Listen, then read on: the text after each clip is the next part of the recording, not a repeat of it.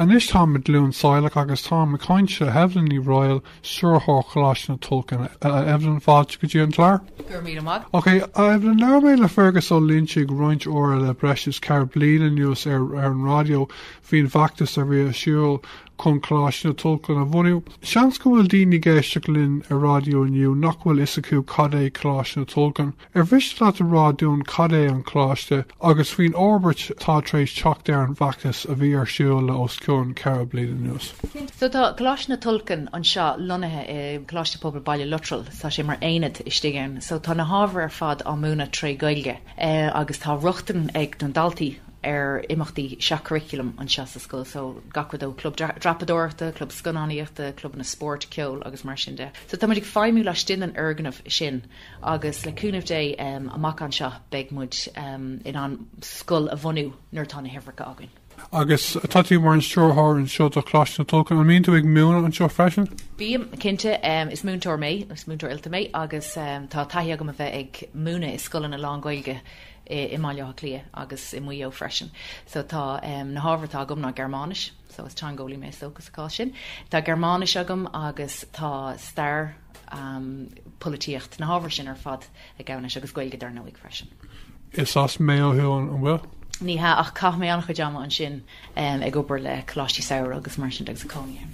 Ok, Louis tú seo an sin. Ach dúirt fergus ó líonse glum ghfuil an raibh ábhar a bíon ar fáil trí bhean na gcuig ag chláisna tulcan go háin an féidir beag an níos má in sin dún faoi seo? Cinnte, is dúláán anna bhór é sin dear an fiúgur faibi san airnáil gaildachas fi láthair in éan tá annach chuid Barney ann sa tréáil agus tá múntóirí ionach amach an sin agus farir tá costas marachtála bhaileach lia anna costasach mar sin ní bhíonn si gurí tacht Beiidir an tamar fad go baileach lia ach tá an tálinn an seo ag gláisna tulcan tá múntóirí agin den na hábhar ilig nach mór agus iad múna trí gailge so tá caiideán anord so níl an aib sin agan an seo sa chláiste doire so tá na hábhar ar fad múna trí gailge agus tá garí géintachlinn. Agus céhhéid stáiltíí bhfuil an seo an céad bblion de chláisna tulcan, céhhéid stáiltíí bhfuil an seo? So tá ceart agus an chéad bblion so ba rud mór é de hisismóirí an cinenne a dhéanamh a báistí a chur like an rud is luachfarta acu an páiste agus rinneidir cinenne an páiste chur go dtí chláisna tulcan so tá seachtar agin a rinn an cinenne sin so tús mat lean hebre agus an bblion se cún táid ag obair in hirirtas fi láthair ach tá sé sin na dul méid agus amach an seo tá sé chun méidú tá na hehracha ann so tá trí bhunscoil lángailge sa cheantar agus tá scoilin na béirlih i gceist freisin agus tá ordcaid an gailge I meas na náltaí sin so tá an fáiltúil rivéin duine ar simló idirgus áil trí bhean na gailge agus tá doir a faoi sin.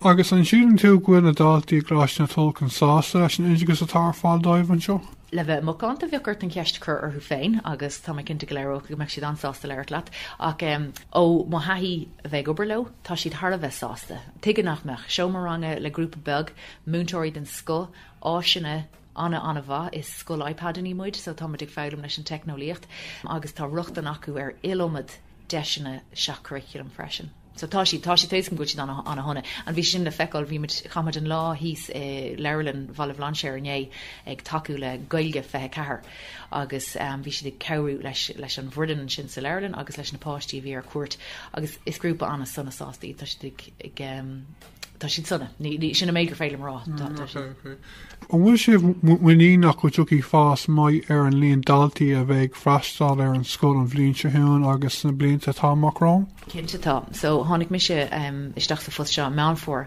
agus tá sim tá síl chutha tá sim anna bhór amach an sin an caiimmuid an teachtarcht a chur rís agus rí eile gur go bhfuil an deis ar fáil an seo idir sa áil tríhil an seo imlan Maile Blanchir agus ar na mí agus ar ordcaid an dar nóí leis na múntóirí, but cinnte tá gom ghfuil tá tusna hir irtasí áil na blianta iníag na bliana seún freisin so fethe a rá so tá sé tolint. An is tá a coinse fanúla ní caiisiil príomhid a chláiste pobl bhaile lutral a fanúla constátú nó a bhile just beag an rá faoi chláisna tulcan ar a hall? Tá bhreil an cúpla focail rá mé ar chláisna tulcan.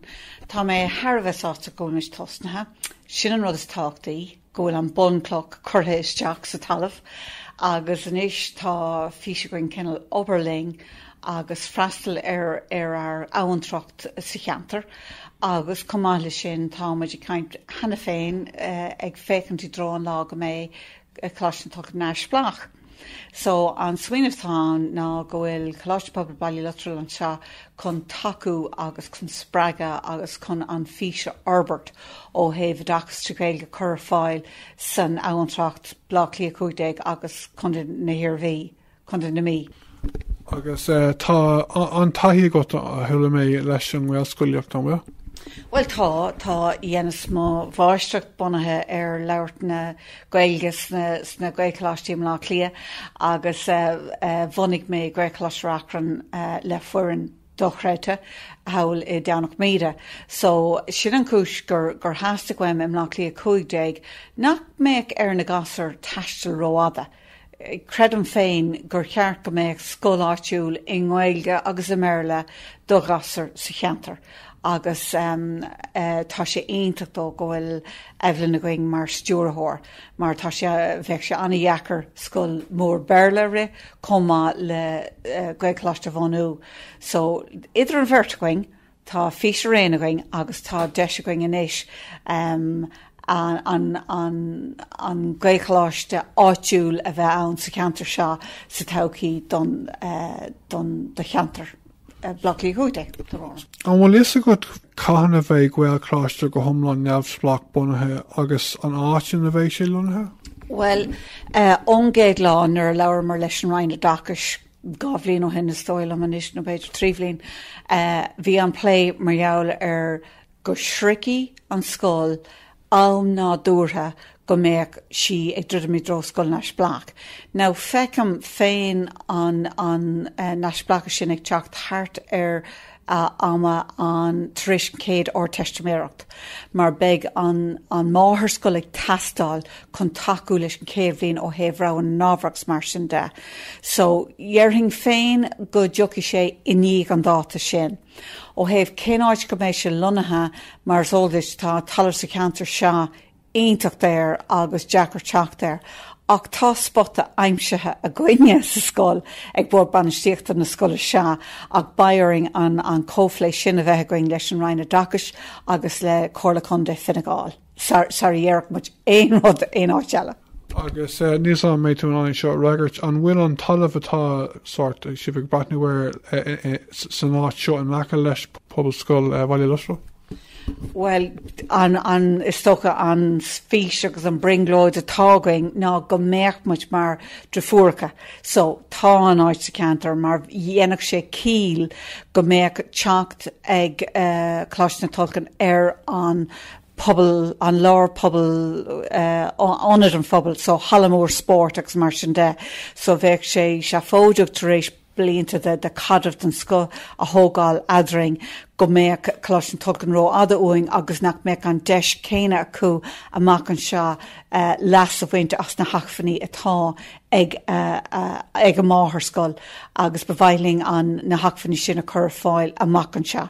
So cinnte tá an spot a talamh go má bhráling go méid ar fáil de Coláiste na Tolcan ní fadóí. Okay, nuair a bhhaile daonú le sort I mean mé faoi just an taici agus Coláiste na Tolcan faoi láthair?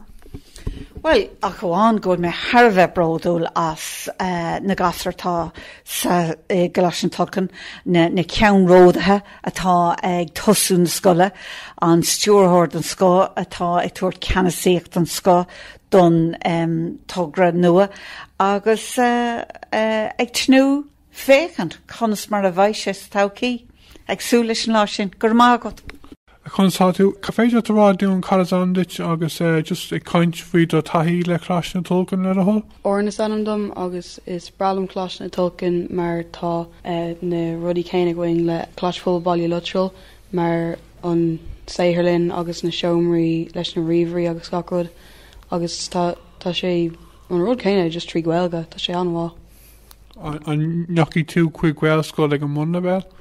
Cuig mé chuig scoil Alvéir I Gilbhín agus tá sé anmhá. Cílan na sanam dom agus is bralam chlás na tolkien mar just an atmosfér le gachtainna bhín gachtainna cósásta agus bhín mass ag chláiste bubal lutal ar an freisin agus tá mass a gin orthú agus ceapan go sin an háhachtach mar bhímuid go daslan chéine. Sin go mai, agus an jochí tú chuig bhilscoil ag an mna bhéil freisin? Se chuime se go dtí scoláhar school bhín freisin. Có maigad. Holly is sanam dom agus tá an daltaí eile Clash bhil le is có daslin agus like tá sé mar gohfuilmid na like nílmid scartha like it's féidirling measca lo agus ar ghilga a clochta lo agus just clochta ag ahrú chuig beirla go ghilda agus tá sé bhaní sécanis. Sin go mai agus an jochí tú chuig scoil a bhar freisin? Se. Sin go mai go maid. Is mis riana is Adam dom agus is bralam chlástin tócin mar tá cóirde go me LCC agus is manam an sporty enna le LCC agus is deí tóché le go héh fém de like níl lá an daoine sarang agus bhín níos mó bhín ábhata níos mó aithne chur na mintóirí agus mar sin. Agus an jochí tú chuig scoil a bhar freisin? Se chuig me chuig scoil a bhar. Conor sanam dom. Is bralam chláis na tócin mar na clubanna ar fád mar just cág tú obair gur gró tú a géirí club le chóirlan na náltaí nó le miontóir agus déanamh siad aníocht é chur háit. Ok, agus an jochí tú chuig scoil a bhar freisin? Chuig. Gur míle mágad is teachtaí an scóil agus aithne a chur oirín agus ólas chur amach an sin i measc an phobal go bhfuilimiid ar an bhód agus bhfuilmuid ag seachaú gailge na nábhar fad trí gailge go bhfuilmuid ag seachaú idechas de ord caiidán trí gailge sa phobal áitiúil agus bhí sé dasbú leat agus gan deit cosimiid len chéile ríis. Go mé maigad.